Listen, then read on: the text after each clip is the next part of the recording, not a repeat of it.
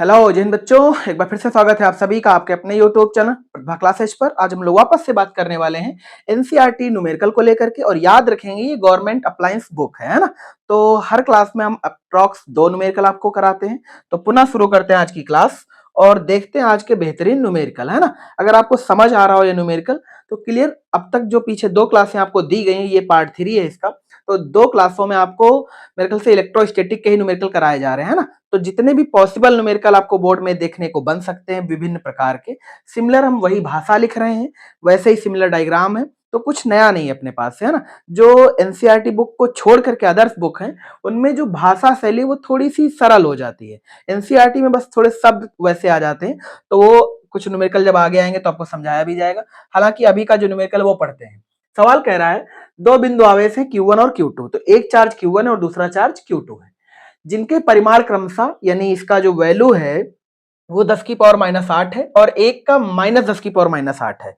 मतलब इस वाले चार्ज का मैग्नीट्यूड मान लेते हैं 10 की पावर -8 कूलम, और इस वाले का भी सेम मैग्नीट्यूड है, बट ये माइनस का चार्ज है। काहे का चार्ज है? माइनस, और ये वाला चार्ज प्लस है। बस इतना याद रखना है, ठीक है। नेक्स्ट कह रहा है एक दूसरे से 0.1 मीटर दूरी पर रखे हैं। मतलब ये वाला चार्ज एक दूसरे से सेपरेट है, मतलब अलग है, और इनके बीच का जो डिस्टेंस है वो भैया 0.1 का मतलब 0.10 है ना। यानी अगर हम यहां से यहां तक की दूरी मार्क करें तो 0.10 मीटर है। कोई दिक्कत वाली बात नहीं है। उम्मीद करते हैं तक क्लियर होगा। अब कह रहे हैं दर्शाए बिंदुओं ए बी व सी पर वैद्युत क्षेत्र ज्ञात कीजिए। आपको 3 पॉइंट विजिबल हो रहे होंगे। एक तो पॉइंट ए यहां पर है, बी यहां पर है और पॉइंट सी यहां पर है। इन तीनों बिंदुओं पर आपको वैद्युत क्षेत्र फाइंड करना है ना। आप सभी को याद होना चाहिए कि वैद्युत क्षेत्र वेक्टर क्वांटिटी मतलब एक सदिश राशि। अगर कोई राशि सदिश है तो आप मैग्नीट्यूड निकालने से पहले उस बिंदु पर उसके वेक्टर निकाल दीजिए, है ना। जब आप वेक्टर निकाल दे पाएंगे तो आपको क्लियर नजर आएगा कि जोड़ना है, घटाना है, मतलब वेक्टर का योग कैसे करना है। तो हम एक एक पॉइंट सॉल्व करते हैं। तो यहाँ पे मेंशन कर देते हैं पॉइंट ए के लिए। किसके लिए?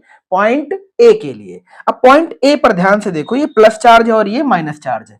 आप सबने पढ़ रखा होगा प्लस चार्ज की वजह से इस पर जो इलेक्ट्रिक फील्ड की इंटेंसिटी होगी, ताकत होगी, वो बाहर रहेगी, और माइनस की वजह से चार्ज की तरफ रहती है। ये Q1 है, तो यहां पर E1 मानने में कोई बुराई नहीं है। यानी कि इस Q1 चार्ज की वजह से पॉइंट ए पर वेक्टर E1 बाहर की तरफ होगा। सिमिलर कहे तो माइनस चार्ज की तरफ होगा। और जो माइनस चार्ज है वो इस वाले पॉइंट पर जो इंटेंसिटी इलेक्ट्रिक फील्ड की जनरेट करेगा वो अपनी ही तरफ जनरेट करेगा। मतलब कुछ ऐसे। उम्मीद करते हैं ये 2 पॉइंट सभी को एकदम क्लियर होंगे, इसमें कोई रॉकेट साइंस नहीं है। यानी पॉइंट ए के लिए E1 और E2 सेम लाइन में होंगे, है ना। अब अगली इंपॉर्टेंट चीज सुनना। क्या चार्ज Q1 से पॉइंट ए की दूरी 0.05 मीटर है और Q2 से पॉइंट ए की दूरी 0.05 मीटर है। यानी पॉइंट ए के लिए यहां पे लिख देते हैं, ए के लिए जो E1 होगा वो E2 के बराबर होगा। इसमें कोई बड़ी बात नहीं है, हालांकि इसके मॉड है, ठीक है। मतलब हम यहाँ पर परिमाण की बात कर रहे हैं, ठीक। तो अगर हम E1 की वैल्यू निकाल ले तो हम समझ जाएंगे वो E2 की भी वैल्यू होगी। तो क्यों ना एक वैल्यू निकाल देते हैं। तो E1 बराबर सब लोग बोलो 9 into 10⁹ Q upon R square. Q की वैल्यू मतलब दोनों में से कोई एक चार्ज पिक कर लो। तो हम ये वाला लिख रहे हैं 10 की पावर -8 बटे में आर स्क्वायर। आर स्क्वायर बोले तो ये वाली दूरी का स्क्वायर। दूरी हमेशा याद रखेंगे, चार्ज से पॉइंट की दूरी लिखते हैं। तो इसे सब लोग बोलो क्या लिख सकते हैं?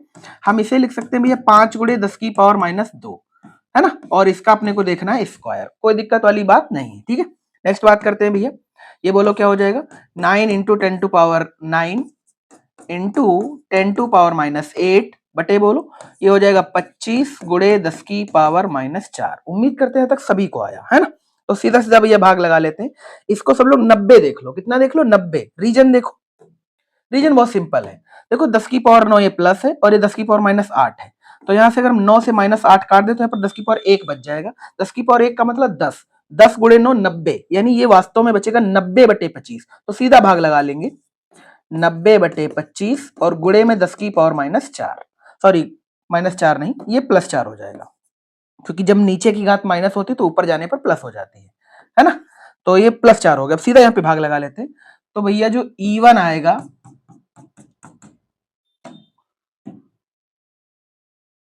E1 25 × 3 75 और यहाँ पर बच जाएगा 15, है ना। और 15 में हम यहाँ पे लगाएंगे दशमलव, तो यहाँ हो जाएगा 150। आप सभी जानते हैं 25 छक्का 150 होते हैं, और गुणे में 10 की पावर 4 होता है ना। ये न्यूटन पर कूलाम है। ये वैल्यू E1 की है। क्या अपने को समझ आ गया? अतः करके लिख देते हैं, चलो। अतः E2 बराबर भी इतना ही होगा, 3.6 गुणे 10 की पावर 4 न्यूटन पर कूलाम। उम्मीद करते हैं किसी बच्चे को कोई दिक्कत नहीं होगी। अब अपने को लिखना है पॉइंट ए पर फाइनल आंसर।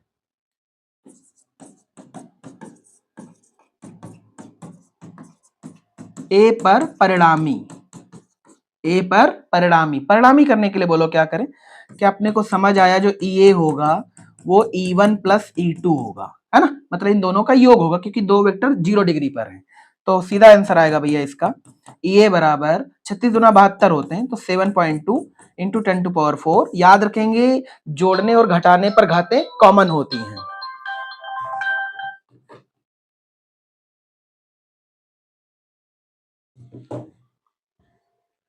जोड़ने और घटाने पर घातों को कॉमन होना जरूरी है ना, न्यूटन पर कूलाम। तो पॉइंट ए पर जो मैग्नीट्यूड निकलेगा वो 7.2 इंटू 10 टू पावर 4 न्यूटन पर कूलाम निकलेगा। सिमिलरली बात करेंगे पॉइंट बी के लिए, है ना। तो पॉइंट बी के लिए सबसे पहले वेक्टर मार्क कर लेते हैं, चलो जल्दी से। तो ध्यान से देखना सब लोग। पॉइंट बी पर इस वाले चार्ज की, चूंकि ये प्लस है तो इसकी वजह से आंसर आएगा भैया बाहर, है ना। तो इसको मान लेते हैं E1, और ये चार्ज है निगेटिव, तो इसकी वजह से आंसर आएगा चार्ज की तरफ, मतलब अंदर। ये रहा E1 और ये रहा E2। उम्मीद करते हैं कोई दिक्कत नहीं है। इसका मतलब इस बार जो पॉइंट बी पर फाइनल आंसर निकलेगा वो इन दोनों का अंतर होगा। अब सवाल सिर्फ ये है कि कौन से वेक्टर से अपने को घटाना है, E1 से घटाना है या E2 से। तो थोड़ा जल्दी समझ लीजिए आप। आपने इतना तो सबने पढ़ा होगा कि जो विद्युत क्षेत्र की तीव्रता है वो रेडियस, सॉरी दूरी के साथ कुछ ऐसे रिलेट करती है, मतलब व्युत्क्रमानुपाती होती है उसके स्क्वायर के। तो अगर आर घटेगा तो ई बढ़ेगा, है ना। मतलब ये हुआ कि जिस चार्ज से ये वाला पॉइंट नजदीक होगा उसकी इंटेंसिटी ज्यादा होगी, और ये वाला पॉइंट जिस चार्ज से दूर होगा उसकी इंटेंसिटी कम होगी। इसका मतलब ये वाला चार्ज इस वाले पर हैवी इलेक्ट्रिक फील्ड जनरेट करेगा, जबकि वो वाला चार्ज यहाँ पर थोड़ी या कह कम इलेक्ट्रिक फील्ड जनरेट करेगा। इसका मतलब यहां से एक चीज तो क्लियर है कि E1 ग्रेटर है E2 से। क्या है? E1 ग्रेटर है E2 से। तो फाइनल आंसर बोलो EB के लिए क्या लिखेंगे? E1 minus E2। पिछले वाले कंडीशन में E1 E2 की वैल्यू बराबर हुआ करती थी, क्योंकि दूरियां भी इक्वल थी। इस बार दूरियां चूंकि इक्वल नहीं है तो E1 और E2 के मैग्नीट्यूड आपको करने पड़ेंगे, है ना। तो चलते हैं अगले पेज पर और सॉल्व करते हैं, है ना। तो हम इस बार लिखेंगे पॉइंट बी, है ना। पॉइंट बी के लिए भैया E1 मार्क करेंगे। E1 की वैल्यू बोलो क्या लिखेंगे? 9 गुणे 10 की power 9 into Q upon R square. Q की वैल्यू भैया 10 की पावर माइनस 8 है, और आर की वैल्यू 25 गुणे 10 की पावर माइनस 2 और इसका स्क्वायर है, ठीक है ना। सिमिलर वही रहेगा। तो 9 गुणे 10 की पावर 9 गुणे 10 की पावर माइनस 8 बटे में, सॉरी ये 25 नहीं था यार, ये था 5 करके, है ना। तो थोड़ा सा सही कर देते हैं इसको।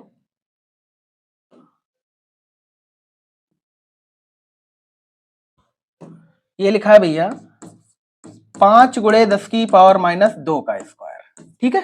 अब बोलो इसे क्या लिखेंगे? 25 गुणे 10 की पावर माइनस 4। और उम्मीद करते तुमने अभी इसका कैलकुलेशन किया है। इसका कैलकुलेशन आया था भैया 3.6 इंटू 10 टू पावर माइनस नहीं प्लस 4 न्यूटन पर कूलाम। ये आ गई E1 की वैल्यू। सिमिलरली E2 भी निकाल देते हैं, बट E2 को ध्यान से देखो तो इस बार दूरी बढ़ जाएगी, है ना। जब इस वाले चार्ज से आप यहां पर आंसर करेंगे तो ये 5 और ये 5 तो ऐड हो जाएंगे, तो ये 15 बन जाएगा, मतलब 0.15 बन जाएगा। 0.15 चार्ज वही रहेगा, बस आपको डिस्टेंस चेंज करनी थी, है ना। तो यहाँ के लिए देखते हैं 9 गुणे 10 की पावर 9 10 की पावर माइनस 8, ये हो जाएगा भैया 15 गुणे 10 की पावर माइनस 2 और इसका स्क्वायर, है ना। यहाँ पे सॉल्व करेंगे इसे। 9 गुणे 10 की पावर 9 गुणे 10 की पावर माइनस 8, ये 15 का स्क्वायर सभी जानते हैं 225 होता है, गुणे 10 की पावर माइनस 4 होता है। कोई दिक्कत वाली बात नहीं है। अब ध्यान से तो ऊपर 90 लिखा मिलेगा। कितना लिखा मिलेगा? 90, है ना। यानी जो E2 है वो लिखा है भैया 90 बटे 225। ध्यान से तो -4 नीचे है, ऊपर जाएगा +4 हो जाएगा। तो ऐसा करते हैं, इसको सीधा 900 बना लेते हैं और इसे 10 की पावर 3 बना लेते हैं। क्या इतना ठीक रहेगा, या रुक जाना थोड़ा सा, क्योंकि अपने को घटाना भी पड़ेगा। तो ऐसा करते हैं, इसे 90 ही लिखा रहने देते हैं और इसे 10 की पावर 4 बना लेते हैं, क्योंकि यहाँ भी 10 की पावर 4 है, यहाँ भी 10 की पावर 4 है। अब इसे सॉल्व करो। इसे सॉल्व करने में पहले 15 से भाग लगा सकते हो आप, तो 15 छक्का 90 हो जाएगा, ये 15 एक 15, 15 ते 75,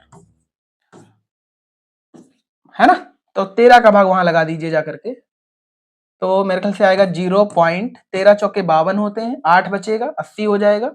बस इतना ही छोड़ दो, बस एक ही पॉइंट तक रखो, क्योंकि हमने यहाँ पर एक ही पॉइंट लिया है, ठीक है। तो 0.4 गुणे 10 की पावर 4 न्यूटन पर कूलाम। उम्मीद करते हैं इस डेटा से किसी बच्चे को कोई दिक्कत नहीं होगी। मतलब ये आ गया E2। अब थोड़ा सा दिमाग लगाना था अपने को वापस डायग्राम में जाकर के, क्या पॉइंट बी पर ये वेक्टर ऐड होंगे, घटेंगे, या इनका वेक्टर योग होगा, आपको ये समझना है। तो E1 और E2 दो अपोजिट वेक्टर है, जब कोई अपोजिट वेक्टर मिलते हैं तो हमेशा घटाए जाते हैं, बड़ा वेक्टर माइनस छोटा वेक्टर। तो आपको समझना है कौन से वेक्टर से घटाए। ये 3.6 लिखा है, 0.4 लिखा है। तो एक बात तो कंफर्म है कि अपने को जो बी पर आंसर आएगा वो उनके अंतर से आएगा। अब E1 E2 की वैल्यू आपको क्लियर दिख रही होंगी, तो हम लिखेंगे भैया E1 माइनस E2। उम्मीद करते हैं यहां तक सभी को आया होगा, है ना। तो E1 की वैल्यू पुट कर दो यार। E1 की वैल्यू है 3.6 into 10 to power 4 minus 0.4 into 10 to power 4, है ना। सभी को पता 36 से 4 घटेगा तो 32 बचेगा। कितना बचेगा? 32। एक अंक के बाद दशमलव, तो यहाँ पे दशमलव लगा देते हैं। गुणे 10 की पावर 4 न्यूटन पर कूलाम। उम्मीद करते हैं यहां तक सभी को आया होगा, और ये पॉइंट बी का फाइनल आंसर है। हालांकि इनकी दिशाएं भी लिख सकते हैं आप, दिशा बोल दो सब लोग। अगर हम पॉइंट ए पर दिशा बोले फाइनल, तो हम लिखेंगे ऋणावेश की ओर, और अगर मैं पॉइंट बी पर आंसर लिखना हो तो हम लिखेंगे धनावेश से बाहर की ओर। क्लियर हो गया ये? ठीक। अब बात करते हैं पॉइंट सी पर, है ना, क्योंकि 3 जगह आंसर करना था। पॉइंट सी पर ध्यान से देखो, तो पहले वेक्टर मार्किंग कर लेते हैं यार। ये प्लस चार्ज है, प्लस चार्ज की वजह से आंसर बोलो कहां होगा? बाहर। प्लस चार्ज की वजह से आंसर कहां? बाहर, है ना। तो इसी लाइन पे बाहर लिख लेते हैं ऐसे। इसका नाम भैया E1 मार्क कर लेते हैं, और माइनस चार्ज की वजह से आंसर इसी लाइन पर भीतर, तो इसका नाम भैया E2 मार्क कर लेते हैं। कोई दिक्कत तो नहीं? आपने ये वाला कंडीशन पढ़ रखा होगा, याद हो सभी को, तो द्विध्रुव की निरक्षीय स्थिति है। कौन सी स्थिति है? निरक्षीय स्थिति। निरक्षीय स्थिति में सबको आंसर याद होगा, जब इसका हमने वेक्टर वियोजन किया था तो इस तरफ आएगा, यानी क्षैतिज में आएगा भैया cos theta E1 cos theta component, और E1 का जो परपेंडिकुलर आएगा वो E1 sin थीटा आएगा। सिमिलरली जब E2 को करेंगे तो E2 cos थीटा इस लाइन पर आएगा, और E2 cos थीटा इस लाइन पर आएगा। मतलब फाइनल आंसर जो आएगा वो यहां पर आएगा, E1 cos थीटा और E2 cos थीटा। ये चूंकि वेक्टर सेम लाइन पर है इसलिए जुड़ जाएंगे, तो भैया इनका जो फाइनल होगा, मतलब पॉइंट EC होगा, क्या इन दोनों का ऐड होगा? इन दोनों का ऐड आपको दिख रहा होगा 2E1 cos थीटा। क्यों ऐसा? क्योंकि वापस से पॉइंट C के लिए E1 और E2 की वैल्यू सेम रहेंगी। क्यों? क्योंकि यहां से लेकर यहां तक, यहां से लेकर यहां तक सेम डिस्टेंस दिख रही होगी, तो हम लिखेंगे 2 बार जोड़ने से बजाय 2 से गुणा कर दीजिए, तो इसे फाइनल लिख देंगे 2E1 cos theta. 2E1 cos theta, मतलब जो वेक्टर EC होगा वो 2E1 cos थीटा होगा, और इसका डायरेक्शन क्लियर देख रहे होगे। इस वेक्टर को उठाओ और यहाँ पे रख दो आकर के, तो इस तरफ टेल आएगा, इस तरफ हेड आएगा, मतलब धनावेश से ऋणावेश की ओर आएगा। मतलब पॉइंट सी पर जो वेक्टर E आएगा उसका डायरेक्शन प्लस से माइनस आएगा, कोई डाउट वाली बात नहीं है। तो बात करते हैं इसके मैग्नीट्यूड को सॉल्व करने की। तो 2E1 cos थीटा मुझे लिखना है ना, तो यहाँ पे हम लिख रहे हैं EC। ये पॉइंट बी के लिए था, अब पॉइंट EC के लिए लिख रहे हैं हम लोग।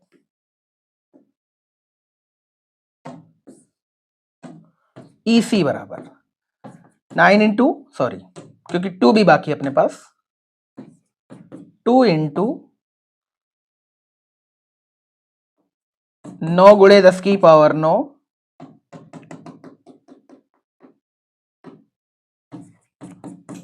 9 गुणे 10 की पावर 9। आप सभी जानते हैं इसके लिए फार्मूला क्या लिखते हैं, तो थोड़ा सा पीछे वापस से चलते हैं। तो मैं याद होगा इसके लिए फार्मूला लिखते हैं भैया, सिमिलर तो लिखा है, इसमें कोई आफत नहीं है, ठीक है। तो 2E1, E1 की वैल्यू में चार्ज लिखेंगे -8, डिस्टेंस, डिस्टेंस बोल दो इस बार, डिस्टेंस लिखते हैं भैया यहां से चार्ज से पॉइंट की दूरी कितनी है? 0.10, 0.10, तो ये वाली उठानी है अपने को। तो हम यहां पे लिखेंगे भैया 0.10 का स्क्वायर इंटू, थोड़ा सा भेजा वापस से लगाओ, अपने को cos थीटा लिखना है, ट्राइंगल क्लियर है। क्यों क्लियर है? ये डिस्टेंस 0.10 है, ये भी 0.10 है। अगर इस डिस्टेंस का भी पूरा डिस्टेंस ऐड करो तो 0.10 है, मतलब ये एक समबाहु त्रिभुज है। अगर ये समबाहु है तो भैया ये एंगल कितना होगा? 60। कितना होगा? 60। तो वापस से समझते हैं, इनटू कॉस थीटा। कोई दिक्कत तो नहीं? थीटा लिखें, ये अपने को 60 लिखना चाहिए। यहां तक क्लियर हुआ? बहुत अच्छे। अब बात करते हैं इसके आगे कैलकुलेशन करने की। तो 2 इंटू 9 इंटू 10⁻⁹ ये आएगा भैया 10⁻⁻8। और इसे बोलो क्या लिख सकते हैं? इसे हम 0.1 समझें। क्या समझेंगे? 0.1। अच्छा, 0.1 को हम सभी लिखते हैं 1 इंटू 10⁻⁻1, यानी ये 10⁻1 लिखा है। 10⁻1 का स्क्वायर करेंगे तो सीधा सीधा आ जाएगा 10⁻2, है ना। इंटू में cos 60, cos 60 की वैल्यू सभी जानते हैं 1/2 होती है। यहां तक क्लियर हुआ? तो इस 2 से भैया ये वाला 2 निपट जाएगा, है ना। तो वैल्यू आपकी आ जाएगी भैया 9 इंटू 10⁻, ये -2 ऊपर जाएगा +2, तो 10⁻11 इंटू 10⁻⁻8। तो थोड़ा सा दिमाग लगाओ तो आ जाएगा 9 गुणे 10⁻3, 10⁻3, है ना। ये आ गया भैया vector EC, vector EC Newton पर कूलाम। जो डायरेक्शन रहेगा वो प्लस से माइनस की ओर रहेगा, ठीक है। तो उम्मीद करते हैं point A, point B, point C तीनों आंसर क्लियर होंगे। वापस से आप इसे दोहरा जरूर लेना और अच्छा सा एक डायग्राम समझना है ना। ऐसा नहीं कि डायग्राम की कोई वैल्यू नहीं, बिना डायग्राम के आप सवाल नहीं कर पाएंगे, है ना। तो इसलिए जरूरी है भैया डायग्राम आप बनाना सीख लीजिए पहली बात तो, और अगर नहीं है तो कम से कम सवाल में मिलता है तो फिर उसको डील करना सीख लीजिए। अब बात करेंगे आज के लास्ट क्लास की, मतलब सॉरी लास्ट न्यूमेरिकल की। ये दूसरा न्यूमेरिकल है, बेहतरीन एकदम सिमिलर है लगभग। +-10 माइक्रोकूलम के दो आवेश हैं, यानी एक प्लस चार्ज है 10 माइक्रोकूलम, दूसरा माइनस, यानी पीछे के जैसा ही है।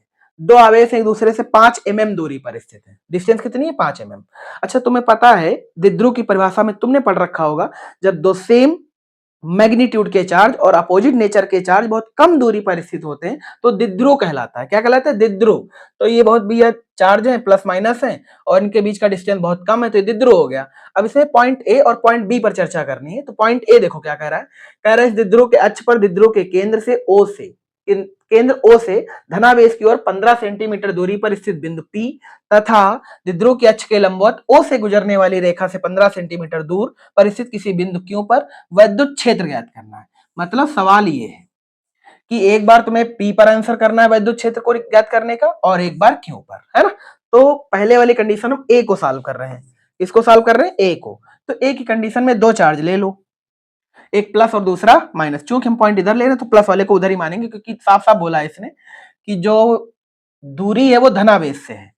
तो यहां पे लिखते हैं एक चार्ज, यहां पर एक चार्ज, इसकी वैल्यू है -10 माइक्रोकूलम, और इस वाले की है भैया +10 माइक्रोकूलम, ठीक है ना। अब बात करते हैं इसके केंद्र की। केंद्र इसका मान लेते हैं O है। साफ इसने बोला है कि केंद्र से 15 सेंटीमीटर दूरी पर, कितनी दूरी पर? 15 सेंटीमीटर दूरी पर, और धनावेश की ओर, किस तरफ? धनावेश की ओर। तो ये धनावेश की तरफ मान लिया हमने, और पॉइंट का नाम लिखा P, पॉइंट का नाम P। कोई दिक्कत वाली बात नहीं है। इस P पर अपने को E निकालना है, मतलब हम वेक्टर EP मार्क कर सकते हैं, यानी अपने को ये वाला EP चाहिए। EP क्वेश्चन मार्क कर दिया। अब ध्यान से समझो, तो ये वाली जो चार्जों के बीच की डिस्टेंस है वो सवाल में ही दे रखी है। कितनी दे रखी है? 5 mm। कितनी दे रखी है? 5 mm। उम्मीद करते ये भी क्लियर होगा आपको, है ना। अब आपको कह रहा है कि 10 माइक्रोकूलम से 10 माइक्रोकूलम की ओर बिंदु O से 15 सेंटीमीटर दूरी पर P पर आंसर कर दीजिए। थोड़ा सा दिमाग लगाओ। तो अगर ये द्विध्रुव है तो याद करो ये द्विध्रुव की अच्छी स्थिति है। अगर ये द्विध्रुव की अच्छी स्थिति है तो फार्मूला अपने को क्लियर है। वेक्टर EP बराबर 1/4 pi epsilon not 2p/r³, 2p/r³। अब सवाल में ध्यान से देखो तो r की तो वैल्यू 15 दी रखी है, और मिसिंग कौन है? p। तो ऐसा करते p पहले निकाल देते हैं। p बराबर सबने पढ़ रखा होगा q इंटू 2l होता है यार। तो q बोलो कितना है? q है भैया 10 माइक्रोकूलम। 10 को भैया हम लिख सकते हैं 10 गुणे 10⁻⁻6। याद रखेंगे सारे न्यूमेरिकल m के s में रहते हैं। 2l की वैल्यू दोनों चार्जों के बीच की दूरी 5 mm है, इसे मीटर बना लो। तो आ जाएगा 5 गुणे 10 की पावर -3, है ना, ये मीटर बन गया, ये मिलीमीटर था ना तो ये मीटर बन गया। तो ध्यान से देखो तो -6 -3 माइनस का 9 हो जाएगा और ये 50 हो जाएगा। मतलब ये वाला जो उत्तर आएगा वो आ जाएगा 50 गुणे 10 की पावर -9, या सिमिलर कहो तो 5 गुणे 10 की पावर -8, 5 गुणे 10 की पावर -8। यूनिट इसका याद होगा आपको, coulomb into metre, coulomb into metre. उम्मीद करते हैं यहां तक सभी बच्चों को कोई दिक्कत नहीं होगी। अब अपने ओरिजिनल फार्मूले पर आते हैं और आंसर करते हैं। तो ध्यान से देखो तो ईपी कैसे लिखा जाएगा। ईपी बराबर, इस वाले वैल्यू को सभी जानते होंगे, 9 इंटू 10 टू पावर 9 के नाम से 2p अपन आर क्यूब, 2 तो 2 रहेगा और p का मैग्नीट्यूड बोलो कितना है, 50 गुणे 10 की पावर -9। आप इसे 5 गुणे 10 की पावर -8 भी लिख सकते हैं, बटे में आर क्यूब, ये रहा आर और इसका वैल्यू मुझे क्यूब करना है। तो ऐसा करते हैं, इस आर को पहले चेंज कर देते हैं। ये बोलो कितना हो जाएगा, ये हो जाएगा 15 गुणे 10 की पावर -2, ये मीटर बन गया है ना। तो बोलो क्या लिखेंगे, 15 गुणे 10 की पावर -2 और इसका भैया अपने को क्यूब करना है। ठीक है, ध्यान से देखो, अब 9 गुणे 10 की पावर 9 गुणे,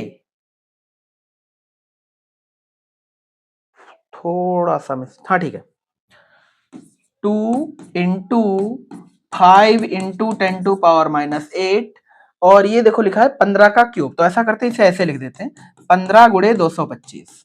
एक बार हमने स्क्वायर कर दिया और एक बार ऐसे लिख दिया। ठीक है, ये -2 है, -6 हो जाएगा, -6। उम्मीद करते हैं डाटा लिखने में कोई बच्चे की दिक्कत नहीं होगी इतनी बड़ी, है ना। अब गुणा भाग कर लेते हैं भैया, 5 से काटे तो ये 3 बार चला जाएगा, 3 से काटे तो ये 3 बार चला जाएगा और कोई नंबर इसमें कटने वाला नहीं है। ठीक है, तो ऊपर बचेगा 6, नीचे बचेगा भैया 225 गुणे, पावर देख लो, नीचे -6 ऊपर जाएगा +6 हो जाएगा। तो +6 +9 +15 और 15 से भैया -8 निकाल दो तो प्लस का आ जाएगा 7। उम्मीद करते हैं यहाँ तक किसी को कोई दिक्कत नहीं होगी। अब अगर आपको इसको सॉल्व करना है तो पहली बात तो आप इसे खुद कर लीजिए भैया, है ना, उम्मीद करते कर ही लेंगे। अगर नहीं तो थोड़ा सा हम हिंट और दे देते हैं, आप यहां से 2 जीरो काट करके यहां लगा दीजिए, यानी कि इसको ऐसे डील कर दीजिए, 600 बटे 225 और गुणे में 10 की पावर 5। उम्मीद करते हैं आपको ये भी समझ में आया होगा। यहां से हमने 2 जीरो कट किए और यहां लगा दिए, 600 बटे 225 हो गया। थोड़ा सा दिमाग लगाओ, 5 से काट करके तो आ जाएगा भैया 40 और नीचे आ जाएगा 45। तो 40 बटे 45 आ जाएगा और सॉल्व कर लेना भैया, तो 8 और 9 यानी 8 बटे 9 आ जाएगा। कितना, 8 बटे 9, यानी कि आपका जो फाइनल उत्तर होगा वो ये आ सकता है। यहीं पे लिख देते हैं, 8 बटे 9 गुणे 10 की पावर 5। क्या आंसर ये 1 से कम होगा, आंसर 1 से कम होगा। उम्मीद करते हैं क्लियर समझ में आया होगा। और इसका डायरेक्शन बोलो किधर होगा, तो इस वाले पे अपने को आंसर करना था ना, थोड़ा सा तुम्हें अगर याद हो तो प्लस की वजह से आंसर बाहर, प्लस की वजह से आंसर बाहर, E1 और माइनस की वजह से अंदर, है ना। तुम्हें याद होगा ये जो फार्मूला आपने निकाला है वो E1 माइनस E2 का आंसर है ना। यानी जब E1 और E2, E1 और माइनस E2 लिया जाता है तो ये आता है। तो आप ऐसे भी कर सकते हैं, देखो एक और तरीका बता देते हैं, आप यहां पर जाके E1 पहले निकाल लेना, फिर इसकी वजह से E2 निकाल लेना, फिर घटा के कर लेना तो भी उत्तर आ जाएगा। यानी E1 के मैग्नीट्यूड से E2 निकाल देना तो भी आप आंसर कर पाएंगे। बट वहां थोड़ा सा लेंदी हो जाएगा। लेंदी सोचो क्यों हो जाएगा, क्योंकि जब इस वाले चार्ज से यहां तक की दूरी आप लिखेंगे तो भैया 15 सेंटीमीटर से ये वाली दूरी घटानी पड़ेगी, बस थोड़ा सा दिमाग में चमकाना पड़ेगा आपको, क्योंकि ये डेटा सेंटीमीटर में है और ये वाला डेटा मिलीमीटर में है। तो इस भैया मिलीमीटर को या तो सेंटीमीटर में ला करके तब घटाना, या फिर इसको भी मीटर बना लेना और इसको भी मीटर बना लेना तब घटाना, तो आप E1 निकाल पाएंगे। फिर E2 निकालने का तरीका आपको पता होगा कि इस 15 सेंटीमीटर में वाला 5 mm जोड़ा जाएगा, 5 नहीं बल्कि 2.5 जोड़ा जाएगा, क्योंकि डिस्टेंस तो सेंटर से लेते हैं। तो 15 में एक बार 2.5 घटाना है और 15 में एक बार 2.5 जोड़ना है। तो E1 में 15 से 5 2.5 घटा करके लिखना होगा दूरी, और E2 लिखने के लिए 15 से 2.5 जोड़ करके E2 लिखना पड़ेगा। तो वापस से जब E1 और E2 आप निकाल चुके होंगे तो final answer E1 minus E2 कर देना, तो भी आप इसी आंसर तक पहुंचेंगे। उम्मीद करते हैं क्लियर समझ में आया होगा।